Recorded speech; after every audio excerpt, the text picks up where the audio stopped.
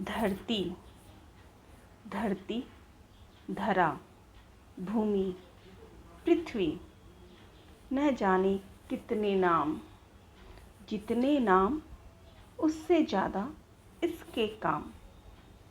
ये धरती हमें जीवन देती है, इसीलिए हम इसे धरती माता कहते हैं। कहते हैं हम धरती माता, पर शायद मानते नहीं।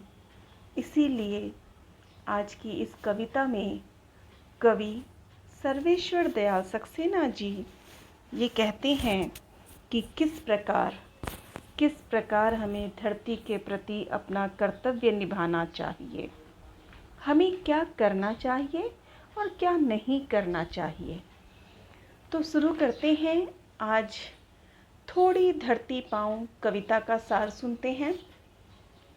थोड़ी धरती पाऊं कविता श्री सर्वेश्वर दयाल सक्सेना जी की लिखी है। कवि ने इस कविता में एक महत्वपूर्ण संदेश दिया है संपूर्ण मानव जाति को। वे कहते हैं, मानव, ये धरती जो हमें सब सुखों को देती है, जो हमारी संपूर्ण इच्छाएं पूरी करती हैं, हमें उस पर अत्याचार नहीं करना चाहिए।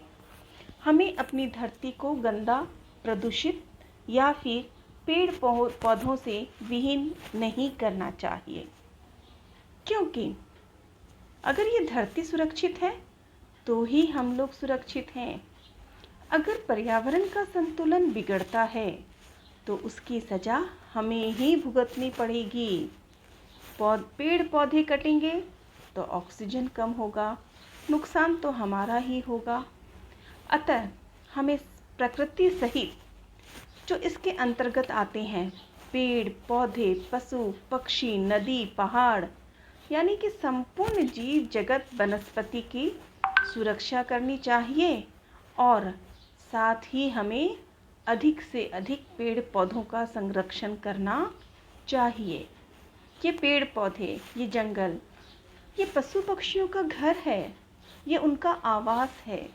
हमें किसी का भी आवास नहीं छीनना चाहिए। हमें मानवता का धर्म निभाना चाहिए।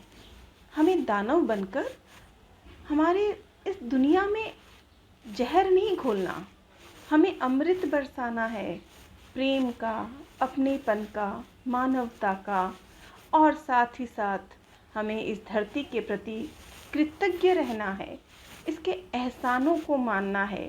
ये धरती है, ये धरती माँ है जो हर पल हमारी देखभाल करती है, हमारी इच्छाएं पूर्ण करती है, हमारी आवश्यकताएं पूरी करती है।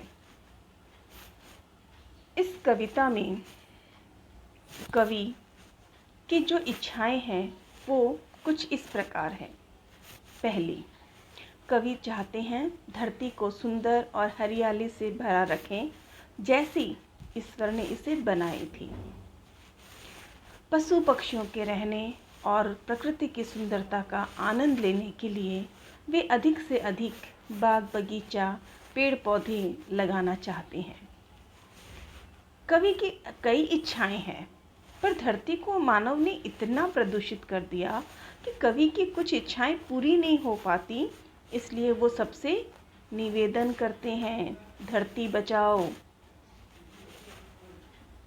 कवि चाहते हैं कि मैं फिर से धरती को हरियाली से भर दूं, सुख समृद्धि की सब चीज़ें यहाँ बसा दूं, ताकि मानव के साथ साथ पेड़ पौधे, पशु पक्षी, जीव जंतु सब प्रसन्न रहें।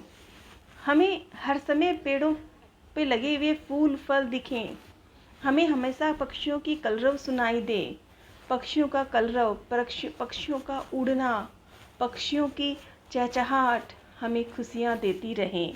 हर तरफ खुशियाँ हो, हर तरफ आनंद हो। लेकिन हाँ, जो लोग बुरे कर्म करेंगे उन्हें तो उसका फल चखना पड़ेगा। कवि साथ में ये हिदायत भी देते हैं, चेताते भी हैं कि अगर हमने ऐसा किया तो ये गलत होगा, इसकी सज़ा हमें ही भुगतनी पड़ेगी। जब बात सुंदरता की आती है, जब बात पसंद की आती है, तो पेड़ पौधे हरियाली सबको अच्छी लगती है। सबको चाहिए कि पेड़ पौधे हो, हर तरफ हरा भरा वातावरण हो, अच्छे से माहौल में हम रहें, पर हम उसके लिए प्रयास नहीं करते। हम अपने सुख के लिए पेड़ पौधे काटते हैं, जीव जंतुओं को मारते हैं। कवि हमें ये सब करने से रोकना चाहते हैं। तो बच्चों, ये है एक प्यारी सी कविता।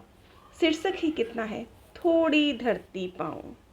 कवि को ज़्यादा की कामना नहीं, बस साधारण सा जीवन हो, पर स्वच्छ हो, निर्मल हो, पावन हो। आज की इस कविता में इतना ही। बाकी प्रकृति के चित्रण पे कुछ और बातें करेंगे अगले वीडियो में। धरती करती है पुकार, करो ना हम पे अत्याचार। तो चलें, आज से हम भी सोच लेते हैं, हम करेंगे धरती की रक्षा।